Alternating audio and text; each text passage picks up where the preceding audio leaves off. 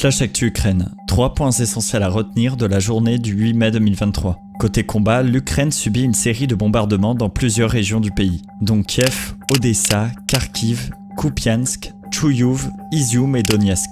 Les attaques ont utilisé différents types d'armes, notamment des missiles, de l'artillerie et des mortiers. Les bilans varient selon les régions, mais on compte plusieurs blessés et au moins une personne décédée selon les autorités locales. À Bakhmout, Evgeny Prigojine, qui avait menacé de retirer ses mercenaires de la ville, a finalement annoncé dimanche qu'il poursuivrait les opérations avec le soutien de munitions et d'armements supplémentaires. Des combats se déroulent toujours dans l'ouest de la ville, où les troupes russes tentent de prendre le contrôle. En Crimée, l'administration russe a affirmé que l'Ukraine avait lancé une dizaine de drones sur la ville portuaire de Sébastopol. Cependant, ces drones ont été neutralisés par la défense antiaérienne et des brouillages électroniques et aucune infrastructure dans la ville n'a subi de dégâts. Par ailleurs, plus de 1500 personnes ont été évacuées des localités autour de Zaporijjia, en Ukraine, notamment la ville d'Energodar où se trouve la majorité des employés de la centrale nucléaire. Les autorités d'occupation de Moscou ont annoncé ces évacuations alors que la centrale, occupée par les militaires russes, est au centre d'une zone stratégique pour la contre-offensive ukrainienne en direction de la Crimée.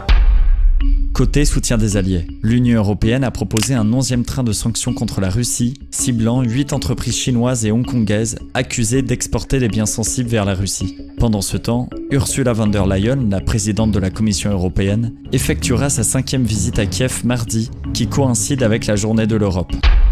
Côté géopolitique, le ministre de la Défense ukrainien prévient que les attentes concernant la contre-offensive sont peut-être trop élevées et pourraient conduire à une déception émotionnelle. Le président ukrainien affirme que l'assaut sera lancé dès que les armes promises par les partenaires de l'Ukraine seront livrées, mais le calendrier dépendra également de la météo. Certains responsables américains et européens pensent que cette offensive pourrait ouvrir la voie à des négociations entre Kiev et Moscou et que la Chine pourrait aider à amener la Russie à la table des négociations. Affaire à suivre. À demain.